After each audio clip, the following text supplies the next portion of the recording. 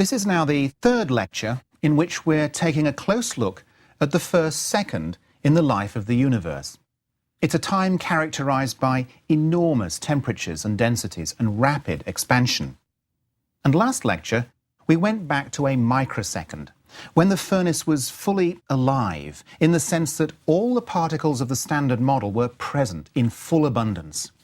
And as time passed and expansion cooled the furnace, there was a cascade effect in which particles annihilated with antiparticles in a sequence, first the heavier ones and then the lighter ones. And finally, we arrived at the minute-old universe, with more or less today's composition, mainly photons and a few protons, helium nuclei, and electrons. Well, in this lecture, I want to visit the pre-microsecond universe. I know this sounds a bit absurd, but by now you should be familiar with the enormous speed with which nature thinks. So there'll be plenty to keep us occupied for the next 30 minutes looking at just that first microsecond. In fact, there are three primary themes I want to focus on. First, I want to look at whether there are any more particle thresholds at even higher energy associated with new particles we've not yet come across. Second, I want to look at how the laws of physics, and in particular the four forces, subtly change as the temperature drops. And finally, I want to explore why that carnage of matter-antimatter annihilation somehow managed to leave behind a small amount of matter to make you and me and everything else around us. So let's start by regaining our bearings using the time-temperature graph that shows how the universe cools and thins as it expands. The version of this graph we're using last lecture is just this portion in the lower right. Remember, we have neutrino decoupling at 1 second, quark confinement at 10 microseconds, and before that we have the quark-gluon plasma. So I've really extended the graph to earlier times. Look how the time axis goes in steps of 10 to the 5, all the way back beyond 10 to the minus 40 seconds. The scale factor also spans a huge range. You can see the size of today's visible universe at these earlier times. 10 light years, solar system size, Earth size, football field size, and at 10 to the minus 40 seconds, it was just a millimeter across, the size of the ball in a ballpoint pen. And of course, at these extremely early times, the temperatures and densities were outrageously high. Now, it won't come as a big surprise to learn that we're moving into conditions shrouded in genuine uncertainty and ignorance. So let me just qualify that now.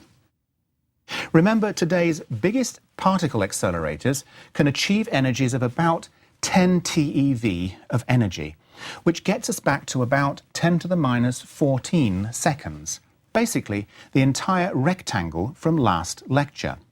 These accelerators, of course, have helped build the Standard Model of particle physics, the laws of physics that occur within this box.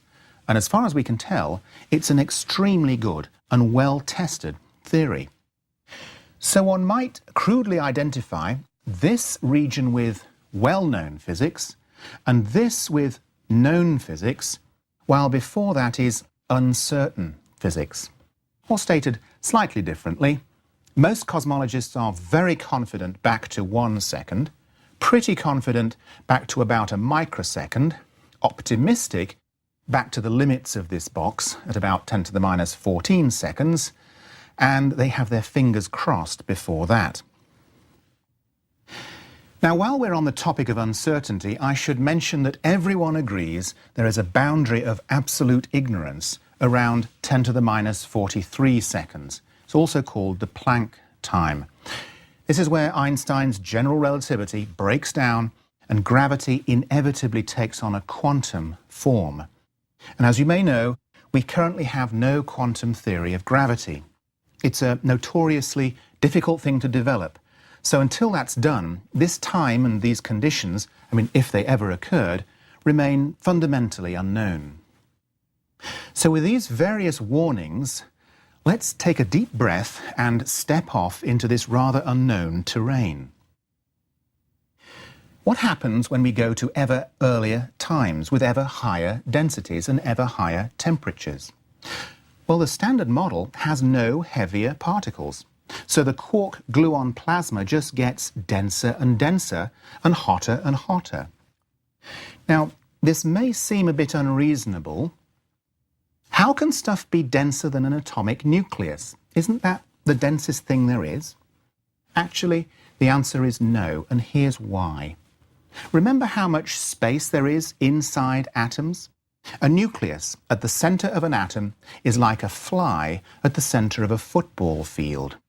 Remove that space from atoms and you can fit the entire human population inside a sugar cube. Now that's nuclear density, 100 million tons per cubic centimetre. But the same story also applies to protons. For reasons I don't have time for just now, we think that the real size of quarks is a mind-boggling 10 to the 20 times smaller than a proton. So 3 quarks zooming around inside a proton is like 3 viruses zooming around inside the solar system.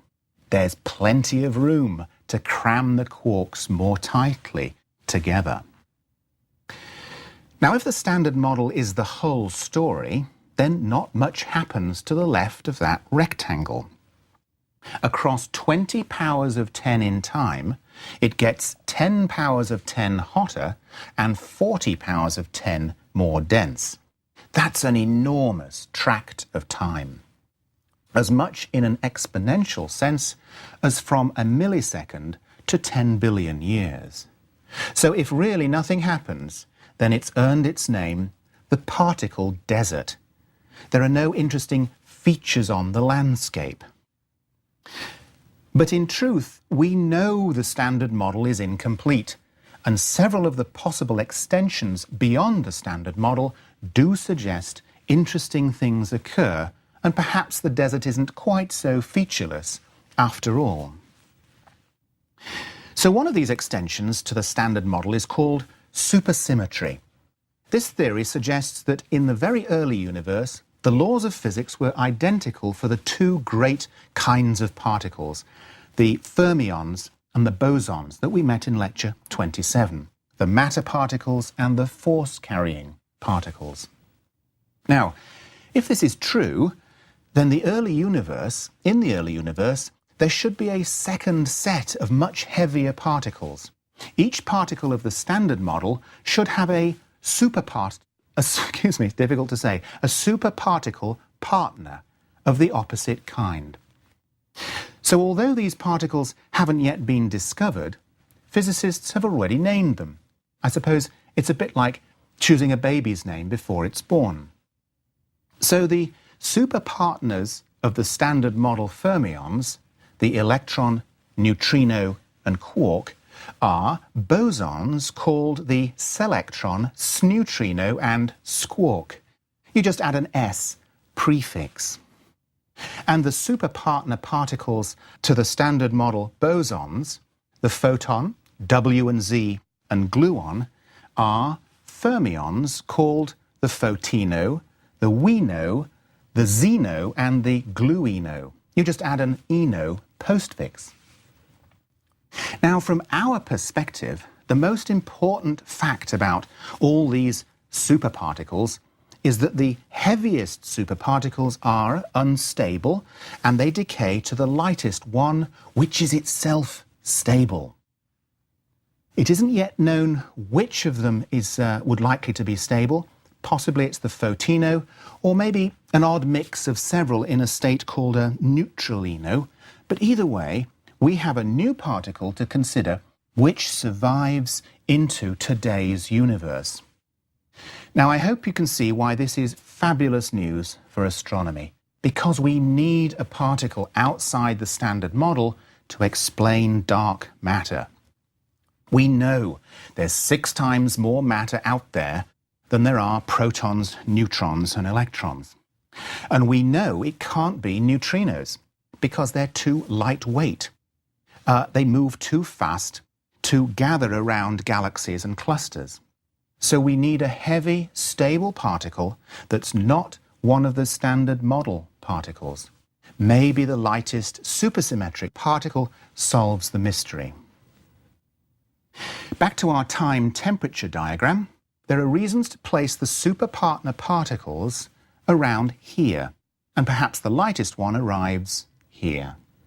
Ultimately, these particles emerge with all the rest as dark matter, providing, as we saw in earlier lectures, the scaffolding on which stars and galaxies and the galaxy web later form. So this is a wonderful story, and it may soon be tested directly because the newest accelerator at CERN has sufficiently high energy that many physicists feel it will be able to create the lightest supersymmetric particles. So finally, the primary constituent of the universe's matter would be brought into our experimental arena, where it could be studied in detail. Now let's turn to our second major theme for this lecture, the emergence of the four forces. But really, I want to place this in a larger framework and talk about the emergence of the laws of physics. This is surely a deep subject. Why does nature behave the way it does? Now, to a physicist, nature's laws arise from what are called invariance principles or symmetry principles. It's a slightly tricky concept, but it boils down to asking whether an interaction between particles would or would not be affected by changing some aspect of the situation. For example, if we move the interaction from one location to another, or if we change the particles to antiparticles, is the interaction affected at all, or does it stay the same? If the changes don't affect the interaction in any way, we say the interaction is invariant under that change. And there's a rather unexpected consequence of that invariance. Something else, some other quality, is conserved during the interaction.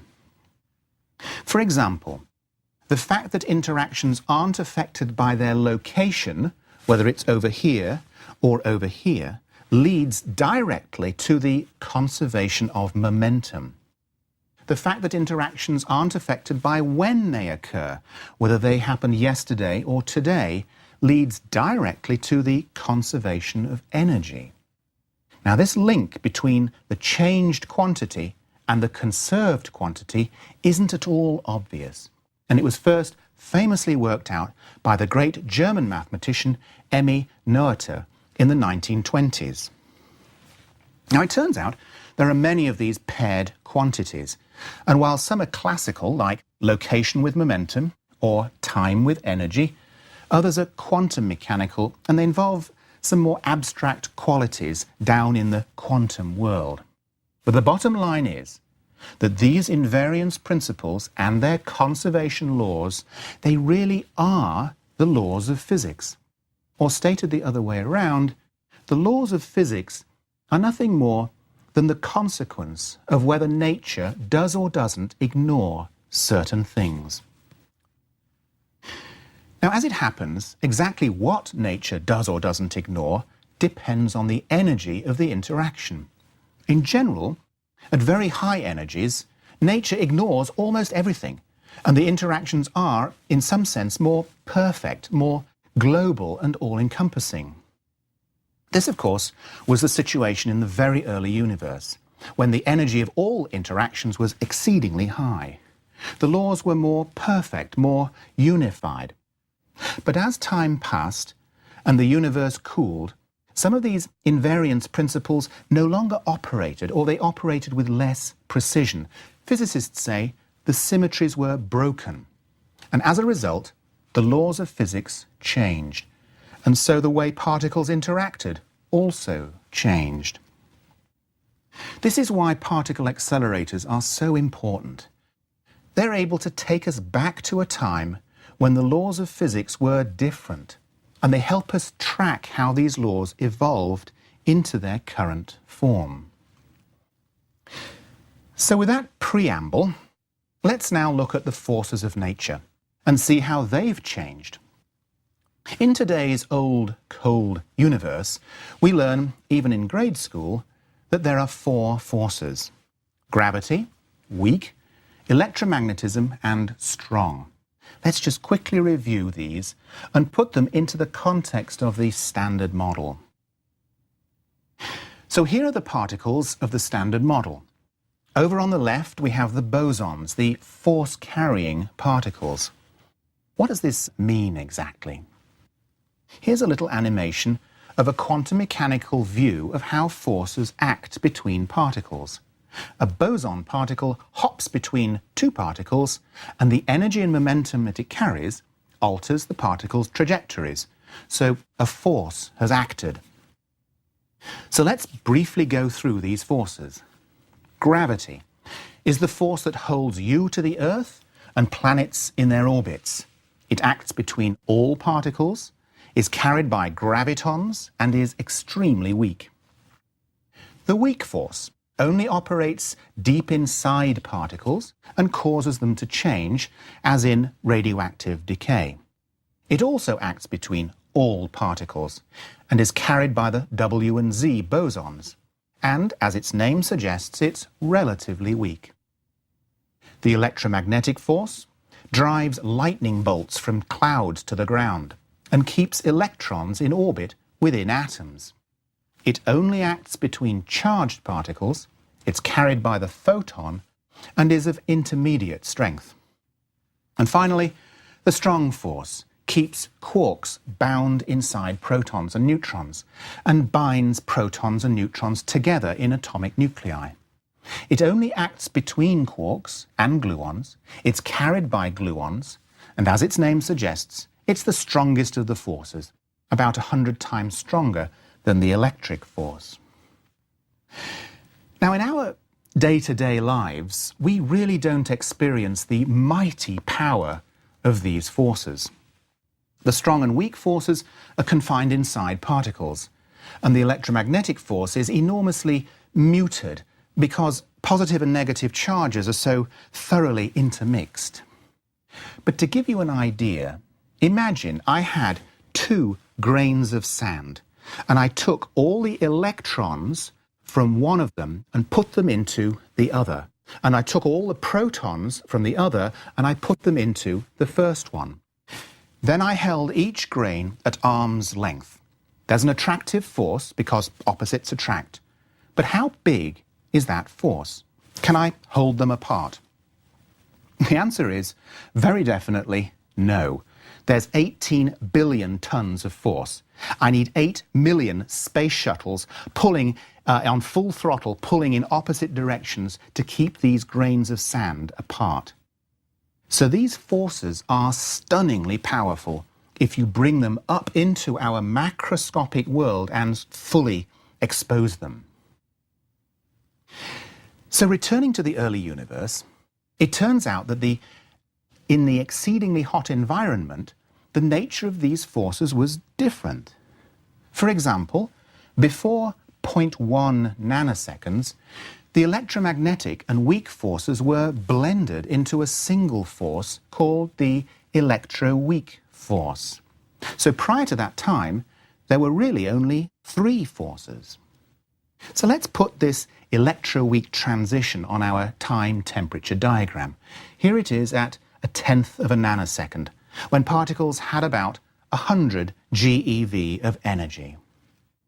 As the temperature dropped past this point, the weak symmetry condition was broken, and because of this, the electroweak force took on 2 different guises, the electromagnetic force and the weak force. Notice that the transition is well within the region studied by particle accelerators, and so this whole transition is actually very well understood. Now, during this transition, another extremely important change occurred. If we go back to our diagram of the Standard Model, you'll remember this odd particle called the Higgs boson. Well, one of the consequences of the electroweak symmetry breaking was that this particle, or more accurately, the field associated with this particle, changed. And from then on, all the other particles interacted with this field and as a result gained the mass that we now measure them to have. So before 0.1 nanoseconds, none of the particles had any mass. They were all, in a sense, like photons. So without this change, all the particles that make up our world would always be moving at the speed of light. And as the universe expanded, they would have been redshifted away to almost nothing, just like the microwave background photons. So this electroweak transition with its changing Higgs field is really had some very crucial consequences. Well, now we have two of the four forces united. Can we unify three? There are several reasons to think that the answer is yes, but the best evidence is the way in which the strengths of the three forces changes with increasing energy. They converge on a single value. This diagram shows the predictions of the Standard Model, which are backed up by measurements, for how the strengths of the forces change from low energy on the left to high energy on the right. The three forces seem to be converging towards the same strength. The strong force gets weaker, while the electromagnetic force gets stronger. The convergence is even better if we include supersymmetry in the calculations. They seem to cross at a single point up at the incredibly high energy of 10 to the 16 GeV. Okay, let's go back to our time temperature diagram. This energy occurs way back at 10 to the minus 36 seconds, or 10 to the 28 degrees. At this extraordinary temperature, it is thought that the electroweak and strong forces become tied together in what's called the grand unification theory, or GUT force. Now, you don't need me to tell you that this is an enormous extrapolation beyond familiar conditions. But this kind of approach has worked before. Newton extrapolated from the falling apple to the Earth orbiting the Sun, about as big a jump. But clearly, we're in the realm of uncertain physics here. Actually, there's quite a bit of indirect evidence for the GUT force. In addition to the crossing of the four strengths, grand unification also explains why electrons and protons have exactly equal but opposite charges. And it also gives an exactly correct prediction for the ratio of the W and Z masses. But perhaps the most interesting prediction of the GUT theory is that the proton should itself be slightly unstable, so that in time all atomic nuclei will undergo radioactive decay. Fortunately, we don't have to worry about this. The current estimate for the proton lifetime is around 10 to the 36 years. That's a billion times the age of the universe. Now, there are, in fact, experiments to look for this proton decay.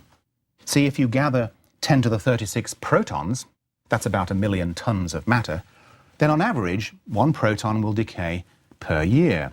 And perhaps you can detect this. Actually, that's the principle behind this 50,000-ton chamber of water surrounded by very sensitive light detectors located under a mountain in Japan. Now, so far, no proton decays have been detected, but the search continues, and there are plans to upgrade this to a 1 million-ton chamber.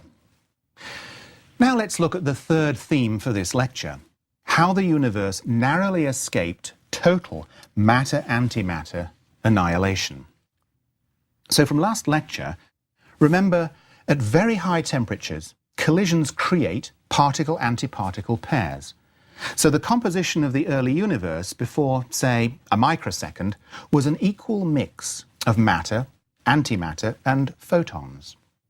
Now, in today's old cold universe, the laws of physics always require a particle to be created along with its antiparticle. No process can favour the generation of matter over antimatter. They are true equals.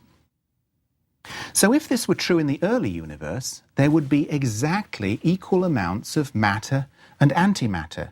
So the matter-antimatter annihilation would be totally complete. Now, since the annihilation ultimately makes photons, we'd have a universe with just photons, just light, nothing else. Well, here we are, made of matter, so clearly this can't be the whole story. Now, one possibility, of course, is that the universe really is balanced in matter-antimatter, but while the Milky Way galaxy is made of matter, perhaps the Andromeda galaxy is made of antimatter. You could never tell just by looking, because matter and antimatter behave identically. It's only when the matter and antimatter mix that you know they're different, because they annihilate to make gamma rays. Well, it turns out that although intergalactic space is pretty empty, it isn't that empty, and we would easily see the gamma ray radiation coming from the boundaries where matter and antimatter mingled. So we're really quite sure we live in a matter universe with no antimatter left over from the Big Bang. So there must have been an asymmetry in the matter-antimatter production in the early universe, so that after the period of annihilation, there was a bit of matter left over. Now, an important question is, how great was that asymmetry? For every proton that survived, how many annihilated? It's actually easy to figure out this because each annihilation makes a photon, and these photons become the microwave background. So the ratio of annihilations to surviving protons is the same as the ratio of the number of microwave background photons to cosmic protons. And we know what this number is. It's about 1 billion. So there's your matter-antimatter asymmetry. 1 part in 1 billion excess of matter over antimatter. It's a very, very slight excess. So here's the situation. In the early universe, for every billion antimatter particles, in blue, we have 1,000,000,001 matter particles, in red. After the annihilation is over, that one extra matter particle is left standing and is surrounded by the 2 billion photons, in yellow, made in the annihilation. This is really a remarkable situation for several reasons. First, every proton and electron in your body has survived a game of Russian roulette with 1 billion bullets and 1 blank. They are incredibly lucky to be here. Secondly, all the matter that you see around you in the Earth and stars and galaxies is only 1 billionth of what was made in the Big Bang.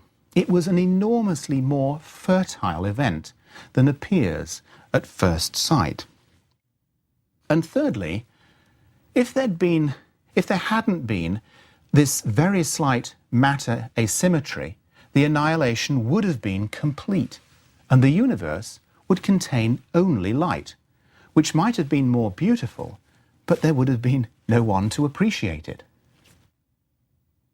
So let's look at how this narrow escape happened. The idea goes back to 1967, when the famous Russian physicist Andrei Sakharov realized that generating a matter-antimatter asymmetry needs 3 rather general conditions. Here they are. 1, quarks and leptons must be able to interconvert. 2, matter and antimatter reactions must differ in some way. And 3, these processes must occur in a non-equilibrium state, which happens during periods of rapid change. Now, if we look to the standard model for these mechanisms, you won't find any. The physics responsible for generating the matter asymmetry is beyond the standard model and is currently basically unknown. Of course, there are several theories which tend to focus on one of the 2 major transitions, the gut transition and the electroweak transition. But, along with supersymmetry, grand unification, quantum gravity, and inflation, matter asymmetry is just one more feature of the early universe that must await future breakthroughs before we can say that we really understand it. Now, I want to end this lecture on a slightly more reflective note. We've been talking about how, in that first second, all the particles were created and the laws of physics shifted and changed. But what determines those laws? How does nature know to generate a quark-antiquark pair and not two quarks, for example? Where does the knowledge reside to do all these things just the right way? Currently, our best guess is that the knowledge is somehow embedded in the vacuum.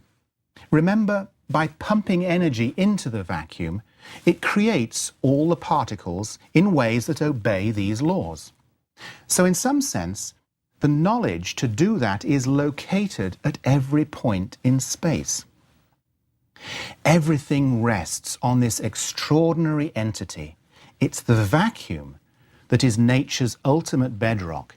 It gives life to the universe and it informs it how to behave.